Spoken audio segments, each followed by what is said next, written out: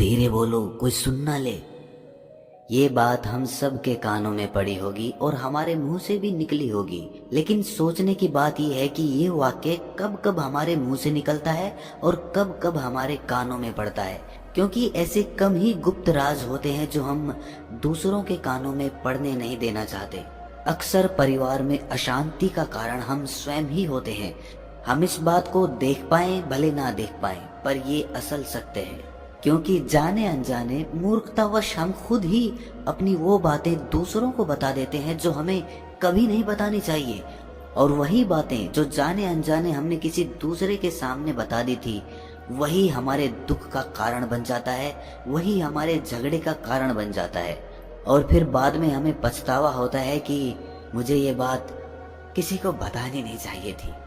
मेरी ही गलती हुई कि मैंने जाने अनजाने ये बात सभी को बता दी। इसीलिए आज की जो बौद्ध कहानी मैं आपको सुनाने वाला हूँ, उसे सुनने के बाद आपको 7 ऐसी बातें पता चलेंगी जो आपको कभी किसी को नहीं बतानी। ये जो 7 बातें हैं जो आपको किसी को नहीं बतानी, क्यों नहीं बतानी, इसके पीछे का तर्क भी मैं आपको दूंगा। और इन 7 बातों के अलावा अगर आपको लगता है कि कोई बात ऐसी है जो मुझसे छूट गई या मैं नहीं बता पाया, तो कमेंट सेक्शन में जरूर बताना। इससे पहले कि आप इस बौद्ध कहानी में खो जाएं, इस चैनल को सब्सक्राइब जरूर कर लें। तो चलिए कहानी शुरू करते हैं। एक समय की बात है, एक नगर में रिंकू नाम का एक युवक रहता था। वो युवक बहुत गरीब था, कुछ पैसा नहीं था उसके पास। 2 वक्त की दाल रोटी भी बड़ी मुश्किल से उसको नसीब होती थी। किसी काम की तलाश में दिन रात खोज करने पर भी उसे कोई काम नहीं मिल रहा था। फिर एक दिन उसने अपनी पत्नी के सामने अपनी सारी समस्या बता दी। उसने अपनी पत्नी को कहा कि मैं जिस जगह भी काम मांगने के लिए जाता हूँ तो हर कोई मुझे ये कहकर काम नहीं देता कि हमारे यहाँ काम की जरूरत नहीं है। मैं काम की तलाश कर कर के थक चुका हूँ। मुझे समझ नहीं आता कि मैं तुम लोगों का पेट कैसे भरूंगा, अपने बच्चों को कैसे पालूंगा, और ये चिंता मुझे दिन रात खाए जा रही है। ये सुनकर उसकी पत्नी ने कुछ सोचकर कहा कि तुम एक आदमी के पास एक बार ही काम मांगने के लिए जाते हो, और जब वो काम नहीं देता तो तुम दोबारा उसके पास जाते तक नहीं हो। अगर तुम्हें उनसे काम लेना है तो तुम्हें हमदर्दी जतानी होगी, तुम्हें उनसे हमदर्दी हासिल करनी होगी, अपनी गरीबी दिखानी होगी, ताकि वो लोग तुम्हारी मजबूरी समझकर तुम्हें काम पर रख लें। इसीलिए शर्म मत करो, उन्हें अपनी मजबूरी बताओ, अपनी गरीबी बताओ, और इसी उपाय से तुम काम पा सकते हो। ये बात रिंकू के मस्तिष्क में बैठ गई और अगले दिन काम मांगने के लिए वो उसी सेठ के पास जा पहुंचा जहां पर वो पिछले दिन काम मांगने के लिए गया था। लेकिन इस बार उसने हाथ जोड़कर उस सेठ से प्रार्थना की, उससे विनती की कि वो बहुत गरीब है और उसे काम की बहुत आवश्यकता है। वो जो कुछ भी उसे देंगे वो उसमें संतुष्ट हो जाएगा, पर कृपया करके मुझे अपने यहाँ काम पर रख ले। उसकी ये हालत देखकर उस सेठ ने उसे अपने यहाँ काम पर रख लिया। वो रोज वहाँ पर काम पर जाने लगा। अंदर ही अंदर वो खुश तो था कि उसे काम तो मिला, लेकिन उसे वेतन दूसरे लोगों से कम मिलता था। वही काम जो दूसरे लोग कर रहे थे उन्हें ज्यादा वेतन मिल रहा था और इसे कम वेतन मिल रहा था। जब इस बारे में उसने अपने सेठ से कहा तो सेठ ने कहा कि देखो भाई, तुम्हें काम की जरूरत थी, मैंने तुम्हें काम दिया, मेरा धन्यवाद करने की बजाय तुम मुझसे शिकायत कर रहे हो, ये कैसी भलमनचाहत है। ये सुनकर रिंकू वहीं पर चुप हो गया। बात कहीं ना कहीं सत्य थी, सच थी। सेठ ने तो उसे उसकी मजबूरी के हिसाब से ही काम दिया था और इसीलिए वो उसे अपने अनुसार ही वेतन देता था। लेकिन धीरे धीरे उसने ये बात अपने सगे संबंधियों और अपने दोस्तों को भी बताना शुरू कर दी कि उसका सेठ कैसा आदमी है और उसे कितना वेतन देता है। समय बीतता रहा और रिंकू पूरी लगन के साथ अपना काम करता रहा। लेकिन अब परिस्थितियां बदलने लगी थी। सेठ अब रिंकू से दूसरे लोगों से ज्यादा काम लेता था और उनसे कम वेतन उसे देता था। ये बात रिंकू के मन को बहुत खलती थी। वो दूसरों से ज्यादा मेहनत कर रहा है और उनसे कम वेतन पा रहा है। इससे उसके आत्मसम्मान को बहुत गहरी चोट पहुंची। अब धीरे धीरे उसका मन अपने काम से हटने लगा। उसका मन काम में लगता ही नहीं था। जाहिर सी बात है कि ऐसी जगह किसका मन लगेगा जहां आदमी को अपने आत्मसम्मान के साथ समझौता करना पड़े। इसीलिए जल्द ही उसने अपना काम छोड़ दिया और वो घर पर आकर खाली बैठ गया। अब उसके पास घर का खर्चा चलाने के लिए भी पैसे नहीं बचे थे। इसीलिए उसने अपने सगे संबंधियों और अपने दोस्तों से सहायता मांगनी शुरू की। लेकिन उसके दोस्त उसके सामने तो उसे दया का पात्र समझते थे, उसे दिलासा देते थे, लेकिन पीछे से उसका मजाक उड़ाते थे। वो कहते कि कितना बेवकूफ है, सेठ ने इतना काम लिया और बेचारे को पैसे भी नहीं दिए। अरे हम इसको पैसे दे दें तो ये कल हमारा भी पैसा वापस कर पाएगा? इसकी ऐसी हालत है, काम तो इसके पास कुछ है नहीं, पैसा कहाँ से लाके देगा? और इसी वजह से रिंकू की हालत दिन ब दिन खराब होती जा रही थी। अब वो दिन रात तनाव में रहने लगा था। वही दोस्त, वही सगे संबंधी जो उसके अपने होने का दिखावा करते थे, वो उसे दया का पात्र समझ रहे थे। उन्हें उसके ऊपर तरस आ रहा था। सब लोग आकर उसे ज्ञान तो बहुत देते थे, लेकिन कोई सहायता नहीं करता था। और अक्सर ऐसा ही होता है, ज्ञान देने वाले तो बहुत मिल जाते हैं, लेकिन मदद करने वाले, उंगली पकड़कर, हाथ पकड़कर आगे चलाने वाले कितने लोग मिलते हैं। एक दिन उसे पता चला कि पड़ोस के गांव में एक बौद्ध भिक्षु आया हुआ है जो बहुत ही ज्ञानी है। रिंकू इतना तनाव में था कि उसे कोई रास्ता नजर ही नहीं आ रहा था। इसीलिए जाने अनजाने वो उस बौद्ध भिक्षु के पास पहुंच जाता है। वहां पहुंचकर वो सीधे उनके पैरों में गिरकर रोने लग जाता है। वो रोते रोते उन्हें अपनी सारी परिस्थिति बताता है। उसे बताता है कि किस तरह उसके सेठ ने उसका फायदा उठाया और उसके सगे संबंधी उसके साथ कैसा व्यवहार रखते हैं। सारी बातें सुनकर बौद्ध भिक्षु ने उसे चुप कराते हुए कहा कि भंते, ये सारी समस्याएं तुम्हारी बुद्धिहीनता, तुम्हारी मूर्खता के कारण उत्पन्न हुई है। अगर तुम्हारे अंदर विवेक होता तो इनमें से एक भी समस्या तुम्हारे चित्त को दुखी नहीं कर सकती थी, लेकिन तुमने अपने अविवेक के कारण, अपनी मूर्खता के कारण खुद ही अपने रास्ते में कांटे बिछा दिए। आज मैं तुम्हें 7 बातें बता रहा हूं जो भूलकर भी किसी को मत बताना, और इन बातों का अनुसरण करते हुए तुम बाहर से मिलने वाले दुखों को तो दूर कर ही सकते हो जो बेवजह दुनिया की वजह से तुम्हारे अंदर पनपते हैं। पहली बात जो किसी को नहीं बतानी चाहिए वो है अपनी मजबूरी। अपनी मजबूरी का दिखावा करके, दूसरों का दया पात्र बनके उनकी सहायता लेने की गलती कभी मत करना। हो सकता है कि आज वो तुम्हारी मजबूरी देखकर तुम्हारी सहायता करते, लेकिन कल वो तुम्हारा फायदा उठाने से भी नहीं चूकेगा, और अगर फायदा भी नहीं उठाया तो दूसरों के सामने तुम्हारा मजाक बनाने में वो आदमी कभी नहीं चूकेगा। इसीलिए कभी भी अपनी मजबूरी का दिखावा मत करो। अगर घर में 2 रोटी है, सूखी रोटी है, तो वही खाकर सो जाओ, लेकिन दूसरों को इसके बारे में भनक तक नहीं लगनी चाहिए। जरा आप खुद सोचो, मजबूरी बताने का क्या प्रयोजन होता है एक इंसान का?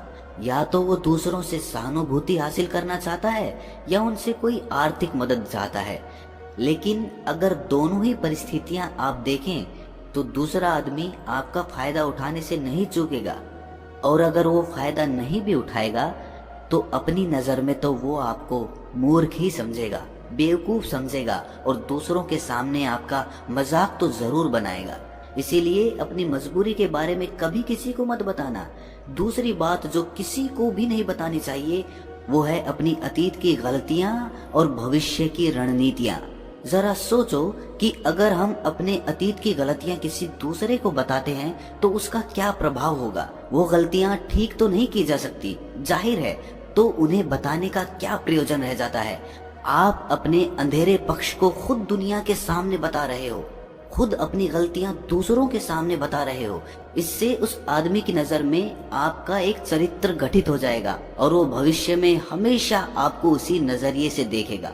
इसीलिए किसी भी आदमी की नजर में अपना चरित्र गठित मत होने दो। और जरा सोचो कि आप व्यर्थ में ही अपने भविष्य की रणनीतियां दूसरों के सामने बता रहे हो। जो लोग आपके काम का हिस्सा ही नहीं हैं, उनके सामने अपनी भविष्य की रणनीतियां, अपनी डींगे हाँकने का क्या फायदा? वो लोग आपकी सहायता तो नहीं करेंगे, लेकिन आपकी भविष्य की रणनीतियों में बाधा जरूर बन सकते हैं। आप खुद अपने विवेक का इस्तेमाल करिए और सोचिए कि आपके साथ भी ऐसा हुआ है कि आपने अपनी भविष्य की रणनीति किसी को बताई हो और वो कामयाब ही ना हुई हो। जरूर हुआ होगा, जरा गौर से सोचिए। तीसरी बात जो किसी को नहीं बतानी चाहिए वो है अपने घर की बातें। जो भी हमारे घर के अंदर आपस में बातचीत होती है, हमारे माँ बाप के साथ, हमारी पत्नी के साथ, हमारे बच्चों के साथ, वो बातें परिवार तक ही सीमित रहनी चाहिए। अगर आप इन बातों का दूसरों के सामने ढिंढोरा पीटते हो तो दूसरों को आपके घर में घुसने का एक मौका मिल जाता है और वो इसका फायदा उठाने से कभी नहीं चूकेंगे। वो आपके परिवार के सदस्यों को आपसे दूर लेकर जाने की कोशिश करेंगे। अक्सर ऐसा होता है, हम समाज में देखते हैं कि हम अपने घर के झगड़ों को कम करने के लिए उन झगड़ों को अपने पड़ोसियों और दूसरे सगे संबंधियों को बता देते हैं, लेकिन इससे आपको सहायता कभी नहीं मिली होगी, बल्कि आपके घर के लड़ाई झगड़े और ज्यादा बढ़ गए होंगे और वो जाहिर है वो बढ़ेंगे। अगर आप अपने माँ बाप की बात दूसरों को बताएंगे तो आपके माँ बाप को बुरा लगेगा ही कि हमारा बेटा हमसे बताए बगैर दूसरों को ये बातें बता रहा है।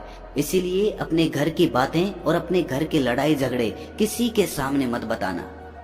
अगली बात जो मैं आपको बताने जा रहा हूँ, जो किसी को नहीं बतानी चाहिए, वो सुनने पर बहुत अजीब लग सकती है, लेकिन उसका सत्य भी मैं आपको एक तर्क के माध्यम से दूंगा। मैं कहता हूँ कि अपनी आमदनी किसी को मत बताना।